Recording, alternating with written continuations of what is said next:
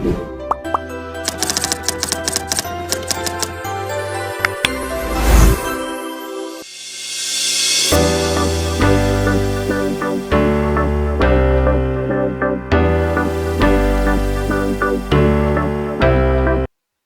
हिंद दोस्तों, आज का lecture one of the most important chapter that is a supply analysis.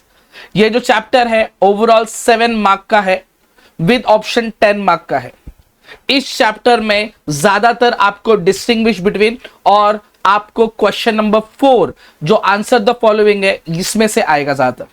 अब let's start, what do you mean by supply? आपको क्या लगता है सप्लाई? सप्लाई बोला तो क्या रहेगा? सप्लाई हो रहा है मतलब एक गुड्स यहां से दूसरे गुड्स में गया, वो सप्लाई हो रहा है। हाँ सर, वो सप्लाई होता रहेगा। आप जब ओसी पे पढ़ोगे तो ऐसा टाइप का सप्लाई रहेगा, लेकिन इकोनॉमिक्स आप जब पढ़ोगे तो उसमें सप्लाई का मतलब ही अलग होगा।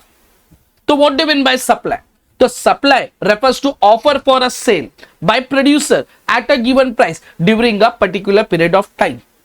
सर हमको समझा नहीं सर, क्या बोल रहे हैं? तो देखो, हम लोग है ना एग्जाम्पल लेते हैं और एग्जाम्पल से हम लोग समझ के लेते हैं सप्लाई क्या रहेगा, स्टॉक क्या रहेगा, और उसका डिस्टिंग्विश बिटवीन भी देख के लेंगे। और ये सब चीज आपके बोर्ड एग्जाम में हमेशा पूछा हुआ है, हमेशा नहीं तो ज्यादातर ये क्वेश्चन पूछा हुआ है। What is the differences between supply and stock? Let's start, what is the difference between supply and stock. उसके बाद what do you mean by supply, ये आपको अच्छे से समझ में आएगा। ठीक है, तो हम लोग स्क्रीन पे जाते हैं। अब यहां पर मैं सप्लाई चैप्टर देखने जाऊंगा। यहां पर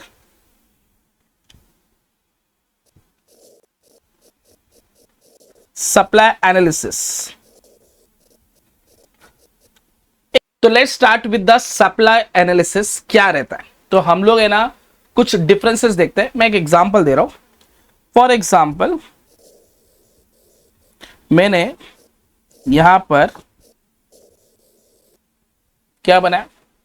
तुमको लगता रहेगा घर, पीछे ट्री, नो, ये फैक्ट्री है। डायग्राम मेरा तो जबरदस्त रहता है। उस फैक्ट्री में ज्यादातर क्या होगा? प्रोडक्शन होगा। ठीक है, एक और एग्जांपल देता हूं। ये आपका क्या रहेगा?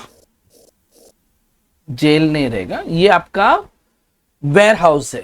अब बोलेंगे वेयर इज वेयर हाउस? अरे जान दो, ये समझो एक स्टोर रूम है। और उस वेयर हाउस में ज्यादातर लोग क्या करके रखते हैं? स्टॉक करके रखते हैं।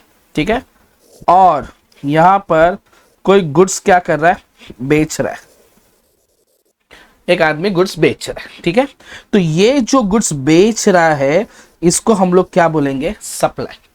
अब लेट्स स्टार्ट, ये सप्लाई और स्टॉक का डिस्टिंग्विश बिटवीन क्या है? प्लीज मेरे साथ अगर तुम लोग बाहर करेंगे तो फटाफट हो जाएगा। तो what do mean by supply? तो सप्लाई जो बेचने के लिए रखा हुआ है। आप मार्केट में जाओगे, मार्केट में जाने के बाद जो चीज आपके सामने बेचने के लिए रखा हुआ है उसको हम लोग क्या बोलेंगे? सप्लाई। जो वड़ा पाव निकल के सामने रखा हुआ है बेचने के लिए उसको क्या बोलेंगे हम लोग? सप्लाई। जो आप बाहर मार्केट में जो कपड़े वगैरह बेचने के लिए रखा हुआ है उसको हम लोग क्या बोलेंगे? सप्लाई। तो supply refers to offer for sale. Supply refers to offer for a sale by producer at a given price during a particular period of time. Supply refers to offer for a sale by producer at a given price during a particular period of time. Then what do you mean by stock? तो stock जो रहेगा that will be available for sale. That will be available for sale by producer during a particular period of time. इसमें याद रखना differences पहले और इसमें। at a given price supply में था, स्टॉक में नहीं है। तो एक बार हम लोग पहला पॉइंट आपका क्लियर हुआ रहेगा। सप्लाई और स्टॉक रहेगा। सप्लाई बोला तो क्या रहेगा? सप्लाई बोला तो क्या रहेगा? Offer for a sale by producer at a given price during a particular period of time. Stock refers to available for sale by producer during a particular period of time, at a given price नहीं रहेगा। ये मेरा पहला point होगा। अच्छा, दूसरा point क्या बोलता है? सप्लाई जो है वो किसके ऊपर डिपेंड है? स्टॉक के ऊपर डिपेंड है।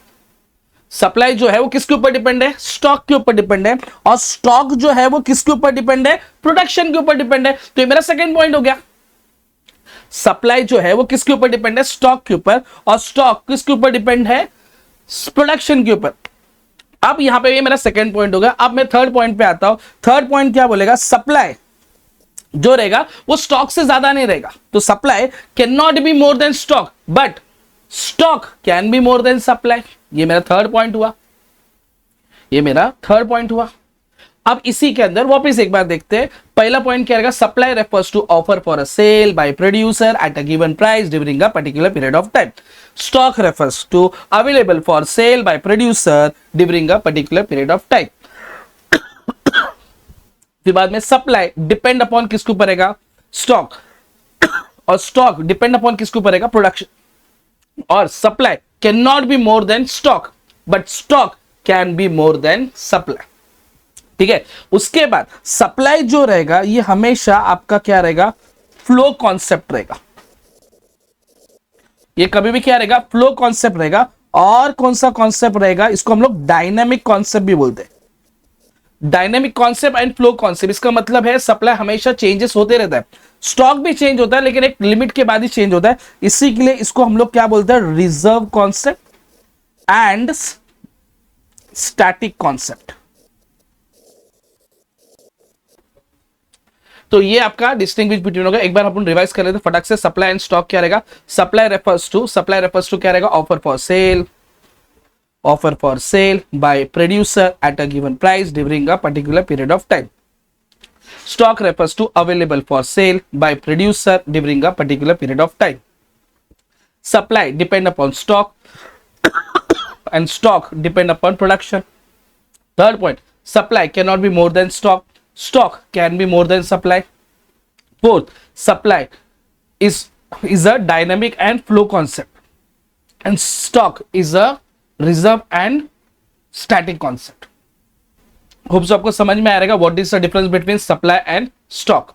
आज का लेक्चर नंबर 1 में सप्लाई में इतना ही रहेगा। थैंक यू, जय हिंद।